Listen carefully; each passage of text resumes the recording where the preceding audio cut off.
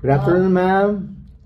Can I have a short message after the successful holding po ng ating event na NICE? Of course, I would like to give thanks and congratulations also to the winners of this year's 2024 National Invention Contest and Exhibits. In fact, the winners of this year's exhibit or invention will be awarded by none other than His Excellency, our President, Ferdinand Marcos Jr., this coming July 24 at the Sheraton Hotel. So the grand prize winner will receive an award from the President himself, because winners of the National Invention Contest and Exhibits are actually considered presidential awardee. So since the law on RA 7459, or the Inventors and Incentives Act of the Philippines, was passed, this is actually the first time that the President will be giving himself the award to the winners. So yung mga nanalo ngayon, they are very, very blessed and lucky to have the President award them the grand prize winner. Ito na po yung mga question, Mama. May question ba? Ma'am, ano po naging mga challenges ninyo in holding the event? Yeah.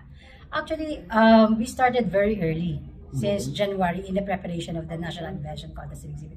Just so unfortunate that nagkaroon ng parang maraming turnover, and employees were actually supposed to be in charge of these events, the Technology Information and Promotion Division of TAPI. And the chief of this division had an early retirement. So medyo nawalan sila ng leadership dun sa division because of the early retirement of the chief.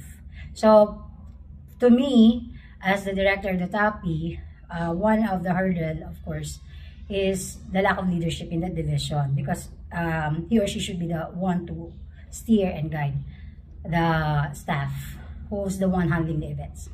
So dahil doon, medyo napilayan kami, and of course, choosing the one who will replace is a big challenge on the part of the director, because I really need to select people who is worthy of the position. So medyo natagalan ako in the selection.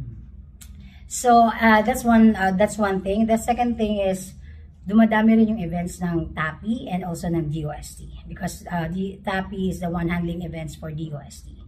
So we have regional events, we have events here conducted in Manila, like the Handa Pinas, which is the program of DOST on disaster. And then we have the Regional Science and Technology Week that is being conducted also across the regions. And then we also have our own events, like the call for proposal for TAPI. And we also go to international events, because we just had our International Invention Contest in Geneva, the one that was featured in the program a while ago. And we had it in Korea, and then another one in Singapore. All happened this semester. So, nagpapadong-padong ang mga events natin, and the lack of manpower is taking a toll on our institute, of course. So, that's another concern. Okay na. Ma'am, ano po yung masasabi niyo sa turnover ng mga sumali po ng mga contest sa participants? Actually, the turnaround of contestants for this year, medyo mababa siya compared to the previous years prior to pandemic. It's because during the pandemic, wala tayong face-to-face actual conduct of the invention contest. So it's just an online.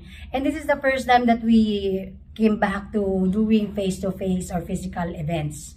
So siguro hindi pa nasanay yung mga tao after the pandemic na meron agad physical, because the Regional Invention Contest and Exhibit happened last year. So medyo siguro hindi pa sila aware na we're going back to the new normal of doing physical events. So yung turnaround ng mga contestants last year on the Regional Invention Contest medyo mababa. And that because of that, yun yung magko-qualify to the nationals. But we expect full promotion of the Regional Invention Contest and Exhibits by next year, which will be the highlight of the events for TAPI, the Regional Invention Contest and Exhibit.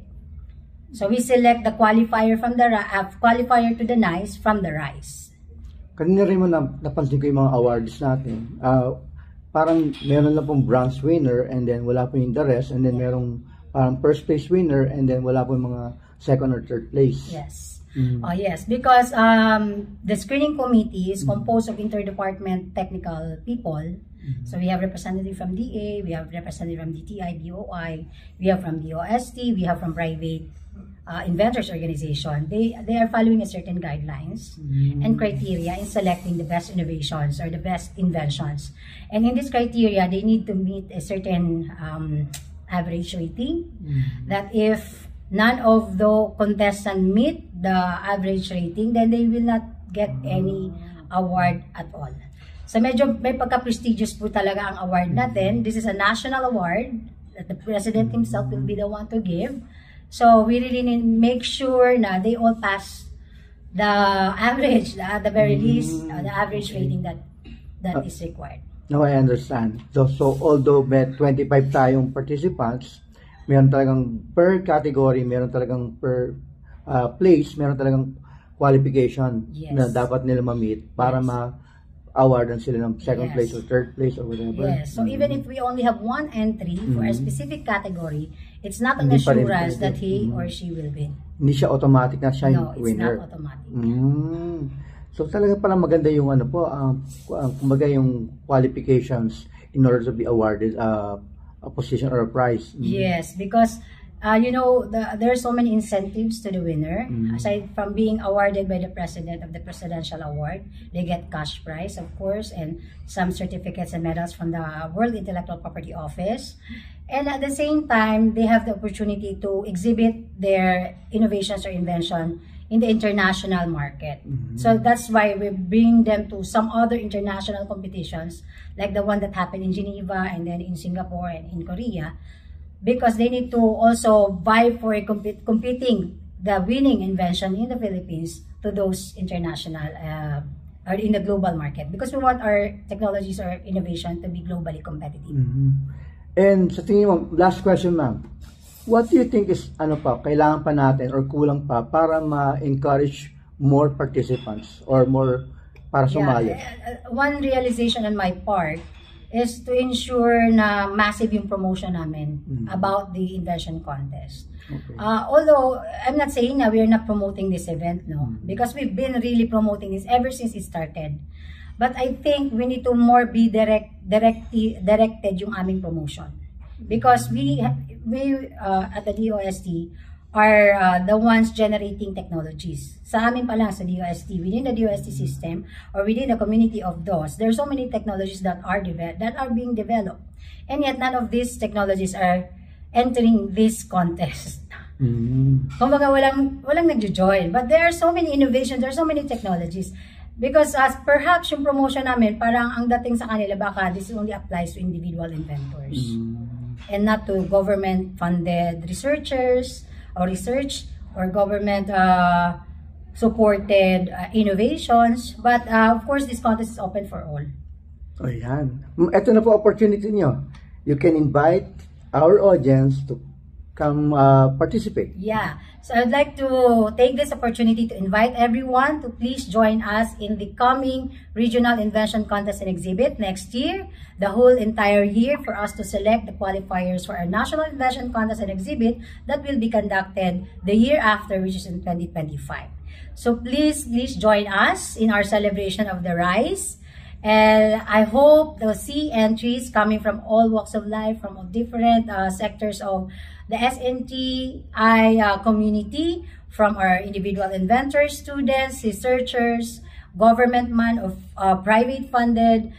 We hope that you can also join us in this competition. Let us try to showcase our innovation first here in our place, locally in the Philippines, and then after that, then we can all vie for international contests in an international competition. So I hope that everyone will join us in the coming RISE so that you will be qualified to join us in the NICE. Yun. And one last thing, mama. Meron pa. Okay. Ito, ginagawa namin to every end of interview.